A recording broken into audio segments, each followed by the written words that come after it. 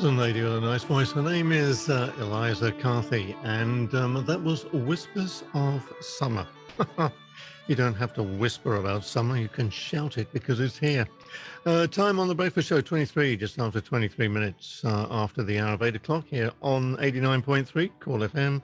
Smoothest place on your radio dial. Time to link up and chat with Dr. Computer Alex Newman. Good morning, Alex. Good morning, Jerry. How are you doing today?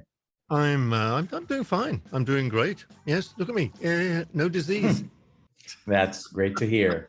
I'm still staying at home though because somebody tested positive at my wife's place of business, place of work, and she did get the test back late yesterday, negative. So we're just playing it real safe. Of course, now they've reduced the isolation and quarantine rates right down. I mean, now if you even test positive, you can have a test after 5 days, and if it's negative, you're on the loose.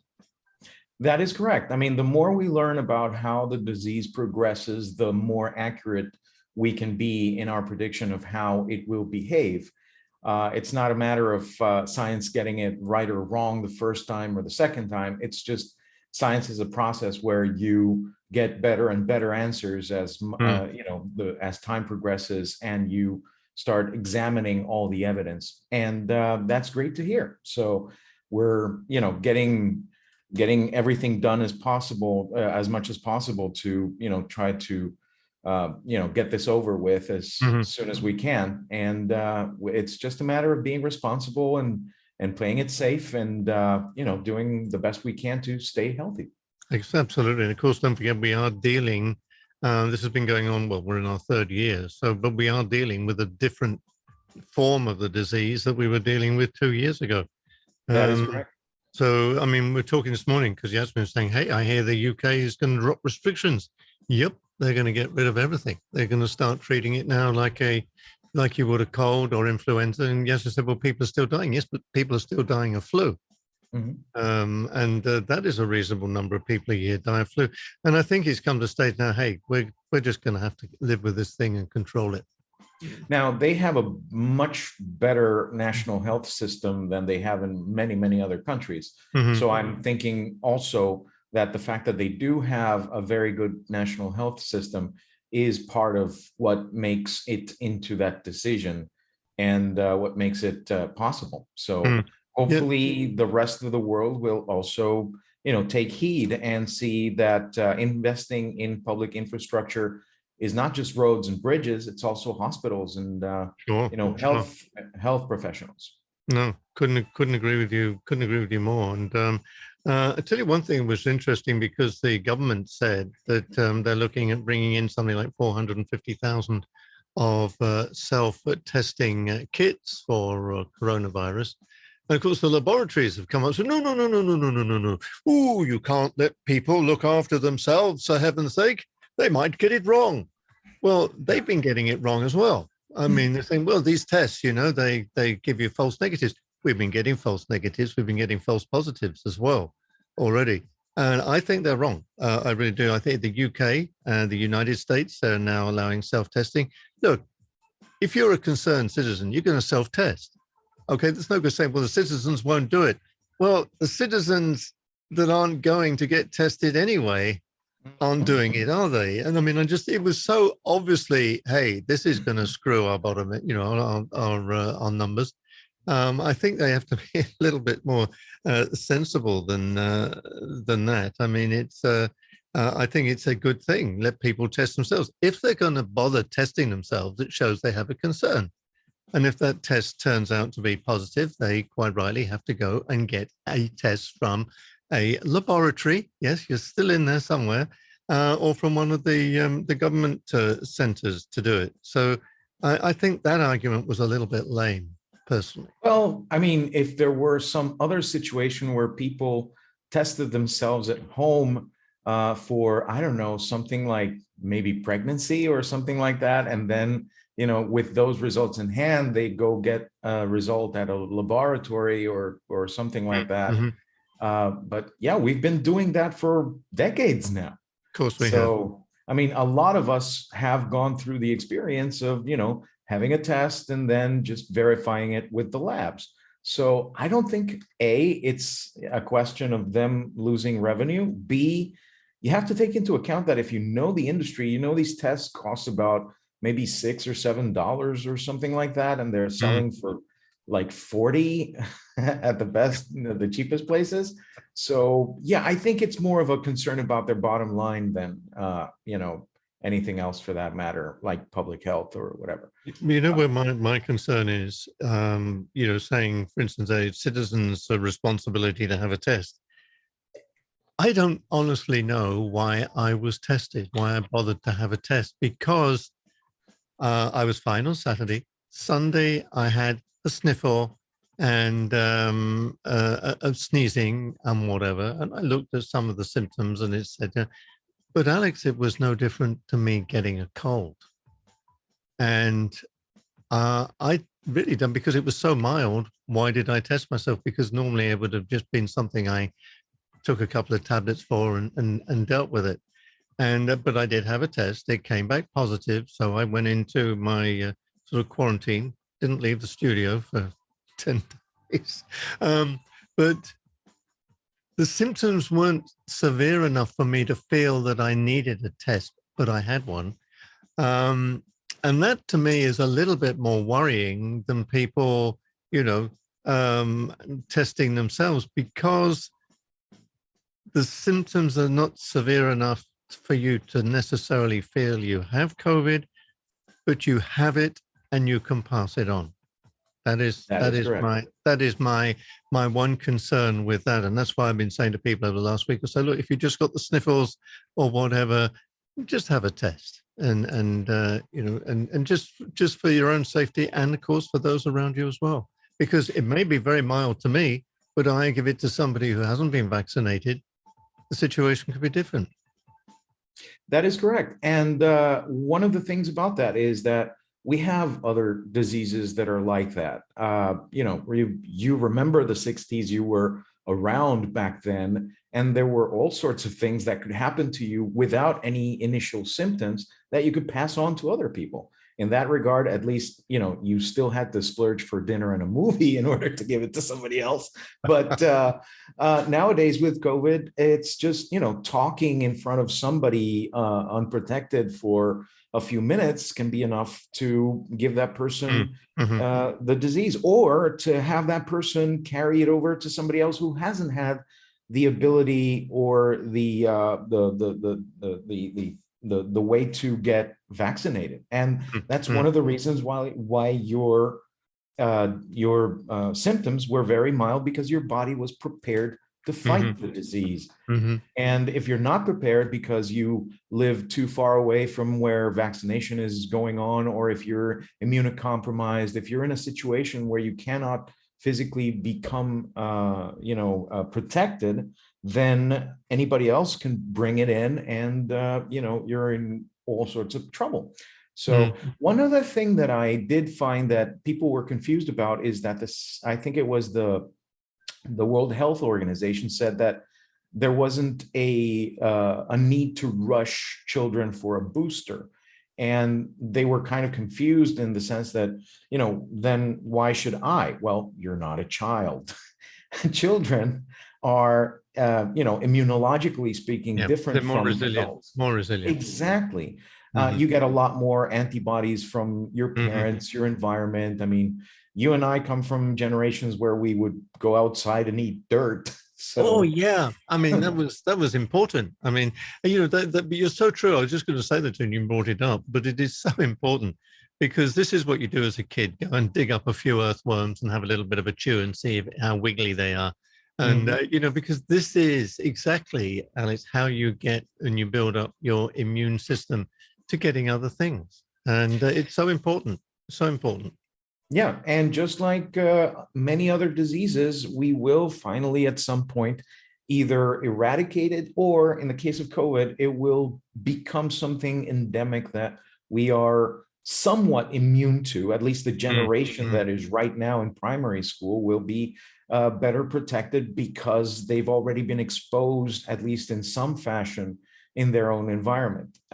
What worries me is that we might not learn from this, because these these diseases, usually these pandemics and whatever, come every, 100 years or so or whatever. But with things like climate change, with things like the way people travel around the world so much more now than 100 years ago, it might not take another 100 years for the next one. And I hope that we've learned enough about how to deal with these things so that in the future, it will be curbed a lot sooner than it is now. I mean, we are kind of, victims of our own success. I mean, we were so good at eliminating things like polio back in the 50s that there aren't that many people alive that still remember things like the polio epidemic. So, excuse me. Yeah. I'm still alive. Oh yeah, very much so. Very much so. To the delight of our audience, but no, you're quite. I mean, I remember. I mean, I had a polio injection. In fact, there's a big sort of, it came up as a scar on your arm at that time. But I had polio. We had mumps. We had measles. We had smallpox. We had whooping cough. We had all these things to deal with when I was a kid. And there you was. I mean, I got mumps, and that was one thing. But then, of course, the problem is when I gave it to my parents, the symptoms were far more severe with them than it was for me, and that's what you had to be careful of them. But you're absolutely right. And I remember the telephones that looked like a daffodil, and you used to have to pick up the little earpiece and stick it to your ear while you spoke in the other thing. And ask for an operator. Oh yes. Could I have up Mr. 3124, please? Hold on, putting you through now. Those were the days. Anyway, listen, talk about those days. Getting on to something completely, because I suggested to you the other day. I said, hey, let's talk about this, because I was getting a little bit frustrated, and believe it or not with my cell phone, but with my laptop. And I was getting really annoyed that I go to a browser and the browser would automatically say, hey, you're in Panama. And so therefore, we're going to give you this site. But hang on, I didn't want that site. And then you've got to try and rummage around to get to the site, which isn't the Latin American site, but to get back to the normal site. And I found out that if I want to switch this, I got to go to each individual browser and switch off these settings, which to me, I'm sorry, is BS. You should not be able to do that unless I give you permission, not the other way around. And in fact, today, because of something else with Windows Edge, when it was my default browser, popped up, and it kept asking me this question about, oh yes, this is going to sync you with all your other computers. I don't want you to do that, so I would untick it. And then next time I go in, like today, I go back. There's that message comes up again. I got so peed off with it, Alex. I said, that's it. You're no longer my default browser. Go to hell. And I've gone over to Firefox. But then again, I have to go in and I have to switch off these settings to say, have I not got anything on my computer, on my laptop? Because I don't need GPS on my laptop. Don't I have a setting within my laptop that'll just shut these things down? Yes and no. And for example, when I'm setting up, you have a setting and no, it won't stop. Not all the time. And that's what I'm going to get into. Right. So when you're installing Windows for the first time, you get a pop-up that lets you turn things on and off, including some things like location services. But most people just skip right through and leave it on as it is, or they, like you, go to a store, buy a computer that's already got Windows pre-installed, and all of these settings are probably turned on by default. So you might have to go in several places to turn these things off for several reasons. For example, in Windows, you can go to the settings section and look for location services and turn them off. But that's not the end of the story. You also need to go into your browser, because your browser will infer your location from things like the name of your Wi-Fi, or the name, the IP address that you're using, and things like that. You can go around these things by using a VPN, or you can also get extensions. These are additional little programs that kind of latch on to your browser in that regard. And some of them will allow you to turn this off and not even bother you anymore with asking, or you can turn it on for certain sites that you'd like them to have that information, say Waze or Maps or something like that. But the thing is, they can always still tell, at least in, some fashion where you are because of your IP address. This is something that, like you mentioned, I have to deal with every single day because, for example, the company that I work for, my quote unquote day job, every time I go into the support site, it knows that I'm using an IP address that's located in Latin America.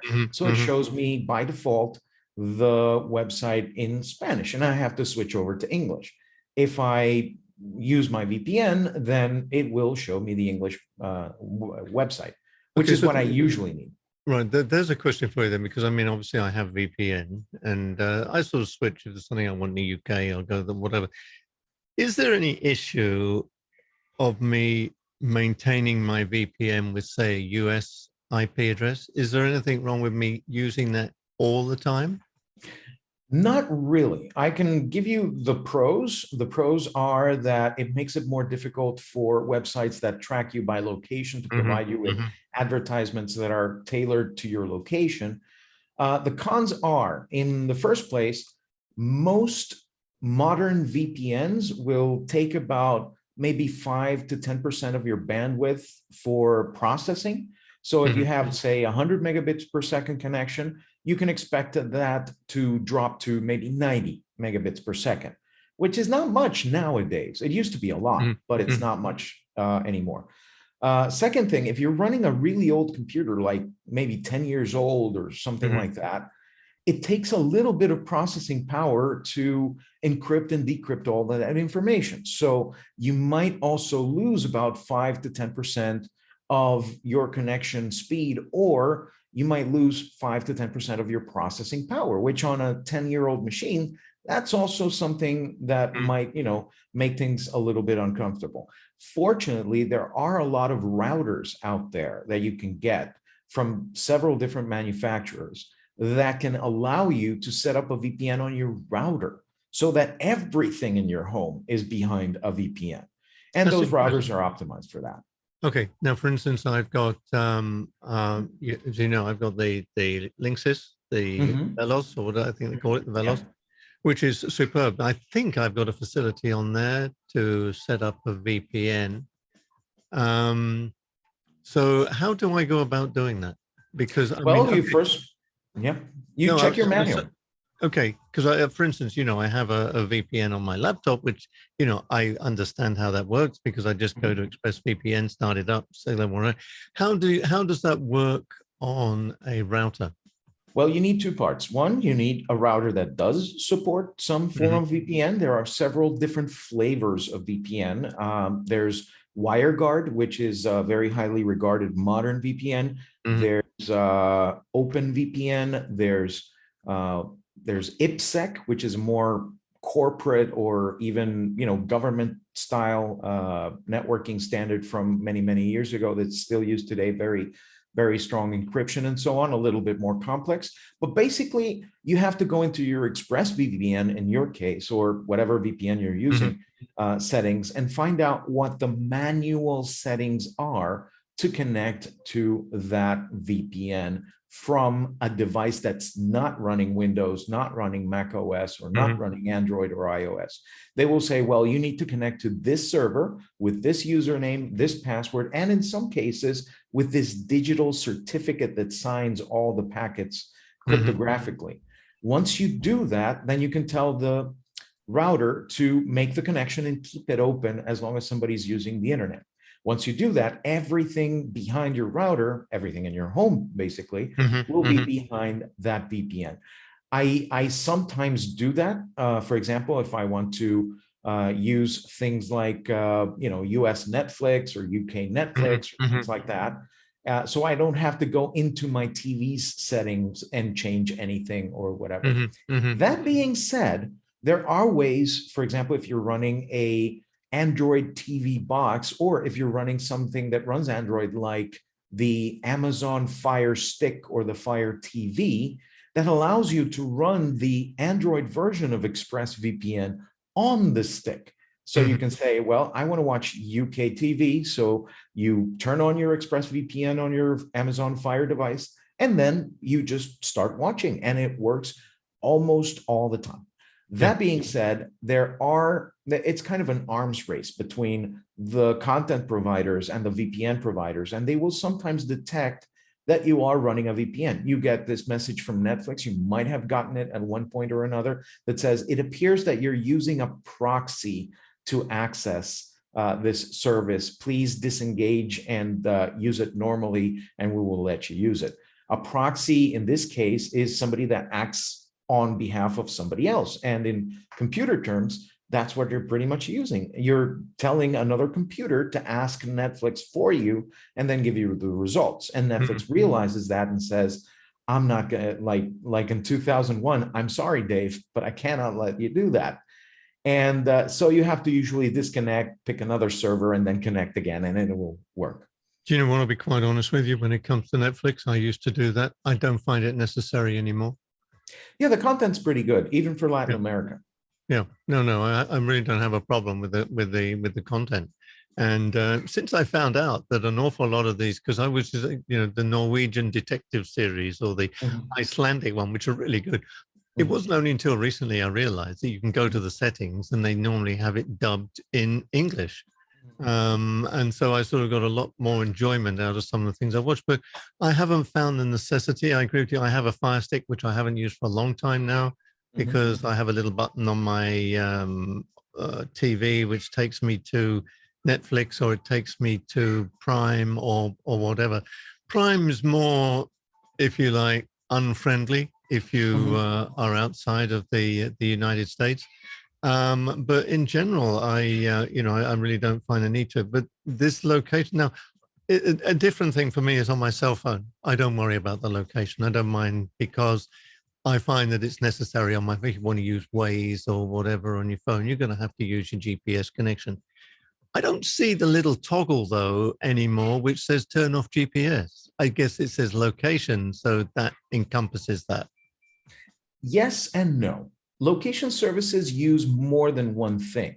They use GPS when they have to have very precise location data, but they also use, for example, things like the Wi-Fi that's around you to tell where you are. For example, I used that successfully a couple of years ago. A friend of mine had her car broken into, and she had forgot her laptop in the car, and it wound up in a place in Caledonia where it was being sold like it was a secondhand computer.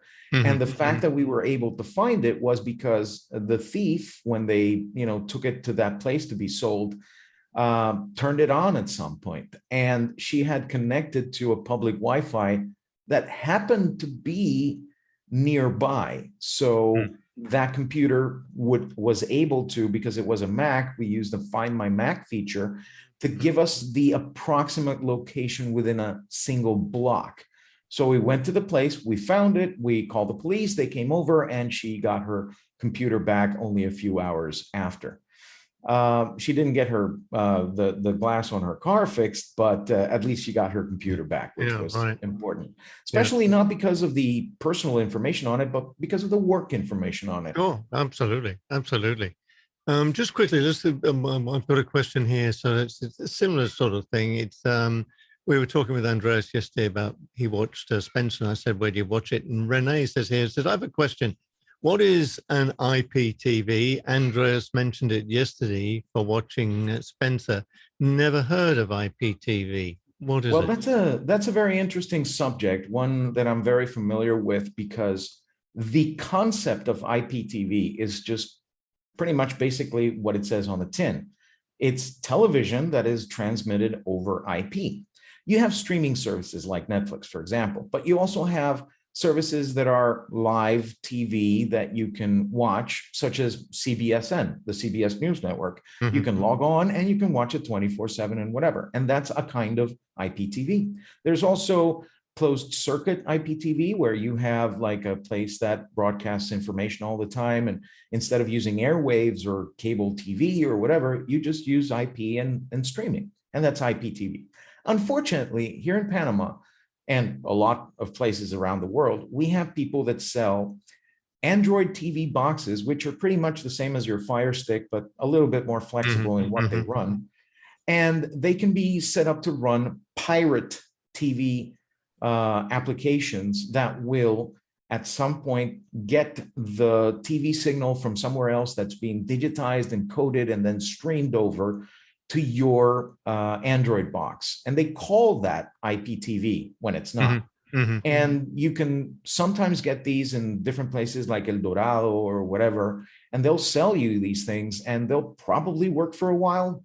But usually these pirate broadcasters get shut down weeks or months afterwards. So you get stuck with a box that is pretty useful in and of itself. You can run a lot of applications on it, but the one that you paid for is dead. It's kind of what happened in the late 80s and early 90s, if you recall, when people would get their satellite dishes and then they would pay for pirate TV cards that would allow you to pick up stations that you weren't paying for. And unfortunately, that's not something that I can advocate for. You're basically financing piracy and you don't know where that money is going. So ethically, it's not the way to go. It does work. There's a lot of people who use it, and sometimes these services will last for months at a time without getting caught by the authorities. But still, it's not something that I can ethically condone at any point. You can run on these boxes things like Netflix and Disney and HBO and all the services, and you can legitimately pay for them. Even share your account with a lot of people, even though it goes against the terms of service of a lot of these streaming services. They're aware that a lot of people do this. So it's not as damaging because somebody's paying for all that content. I mean, it's not like in the UK where you pay a TV tax and that goes to the BBC and they make great programming with that money. It's more like you pay for what you want to see. And if you like what Disney Plus is doing or Netflix is doing, you're actually speaking with your pocketbook in that regard. And nowadays you see a lot of tie-ins like you did with cable before, where you go to Amazon and they say, well, that show you want to watch is also on Stars, but instead of paying for a full Stars subscription, you can pay this bundle price and then, you know, have a single service where everything's there. Or you can add Hulu service or whatever. And I think that's probably what we're going to see in the next couple of years. Some of these streaming services, you know, going from right now all out war with exclusive content to some sort of a cooperation deal where if your main service is one, you can also get the content of another, and they can have revenue sharing agreements, which I think will benefit everybody because you will get a chance to pay for the content that you like, and the content that you don't becomes niche or disappears or whatever. So you got some sort of a evolutionary pressure, to call it to use biological terms, for better programming. And one of the things that I'm finding, because with our TV package, because we've got a nice TV, we've got the HD package with one of the providers, which is fine. And I've got X number of hundreds of channels, but I'm only watching about 4 or 5, to be perfectly honest. And there's a couple that we want for the good lady, so we've got those as well. But the thing is, Alex, you know, yes, you've got all these movie channels, and they're showing all these movies, a lot of which you can watch anyway on Netflix. But you see, where I have the problem is, I have to watch them at a specific time. And I found that doesn't work anymore. And I think this is something which is happening in our lifestyle of today, is you can't just sit down at a specific time to do, because you've got to do something else, or you're answering this, or you've got to go out or whatever. The beauty of these streaming services is you watch when you want, and you watch as much as when you want. And if you don't want to watch pick up where you left off, if you don't have the time. You don't want to do, you just shut it down, and when you come back, it starts off from wherever you left it. And I think, you know, at the end of the day, I think the services that are supplied as they are right now won't exist. I must admit that it's better in a way now, because what it is with the service I have is I can go back and watch a program which is over the last 48 hours or 3 days or something like that, and go back and watch it. That is what I do. I let the program I want to watch go, and then I sit down and watch it. The only annoying thing is that you can't forward fast it. You know, because I guess everybody wants to run through the ads. But I mean, you know, you can go backwards, but you can't go forwards. And some channels like the BBC won't even let you go back and watch anyway. So I think these people are going to have to change the way they do business, the way they present themselves to you. It is happening, like I said just now with the provider. You can go back and watch things from before, but it needs to be a lot more flexible. And I want to be able, if I've got HBO and I've got HBO Max on my TV and I want to be able to use it the same way as I use Netflix. I don't want to have to say, oh, it's 4 o'clock. I have problems. The BBC News is on the hour, okay? And every time I look at my watch, oh, let me watch the news. It's past, which means I've missed it. So, and by the way, we got a little squawky thing outside, which is Lala, the parrot, is awake. Mm-hmm. So, okay, phones I'm not too worried about with regards to switching off. Mm-hmm. But basically then to drop this location thing, you've got to go to each browser and you've got to shut it down, sometimes for each independent website as well, to shut these things down. Or the best thing to do then is just set up your VPN. Yeah, you can go into the browsers and tell them to turn off location services completely, or you can go into the settings for the computer itself and either turn off location services altogether, or what most people do is they turn them off, but then they turn them on for certain applications. If you want to check your, I don't know, your Uber on the website on your computer, you can set it up so that that browser has permission, and then that website within that browser has permission. It's kind of a pain, it's kind of a hassle, but it's something that we need to be aware of, at least if we want to be granular with our permissions that we provide these devices. Okay, so if I want to use, say, the Uber device on my computer, my computer does my computer have GPS? It doesn't, but so isn't it getting that information from my phone? It is, in a sense, that your phone knows that your Wi-Fi router is in your home, and it knows that with an accuracy of maybe, I don't know, between 10 and 20 meters. So if you're ever connected to your Wi-Fi at some place and the location services is on, and that is related to your IP address, which changes, but not that often, then a website like Uber can infer that you are home from your IP address, and then show you a map centered around your home. That's about as close as it can get. But if you're using a VPN, it will probably default to wherever the VPN's server is, and you'll have to scroll all the way south to Panama to see where your car is, on the way to your home to pick you up, for example. All right. Well, that's it then. Yeah, yes. No, it's no. The thing, in actual fact, Renee was having the same problem. So whenever I go on, it happened to me with same thing with Discovery. When I wanted to go to Discovery, it took me to Discovery. It was a link, and it opened up my web, and it took me immediately to the Latin American one. Well, I don't want that, and then I couldn't find how to get out of it. Yeah, you have to take into account that the resources that are used for the website for Discovery, for the US site and for the Latin America site, are probably in different places, closer to the geographic location, so that it's more efficient. And they're just trying to save time for the immense majority of people that when they want to watch Discovery in this country, they want to watch it in the native language of this country. So there is some method to the madness. Oh, no, I understand the method, but I want to have the choice. That is something that we need to ask for, and that is something that we have to be vocal about, so that these companies take the effort to allow us to choose more easily, make it more available, more obvious, even if possible. All right, Alex. As always, thank you so very much, and keep your head down. Hope you don't catch anything, and I'll try to keep as safe as possible. And all being well, we'll be back with you next week. See you next week. All right. Dr. Computer, Alex Newman with us here this morning on The Breakfast Show. The time right now, it's 2.5 minutes before the hour of 9 o'clock. Taking us there, the more I see you.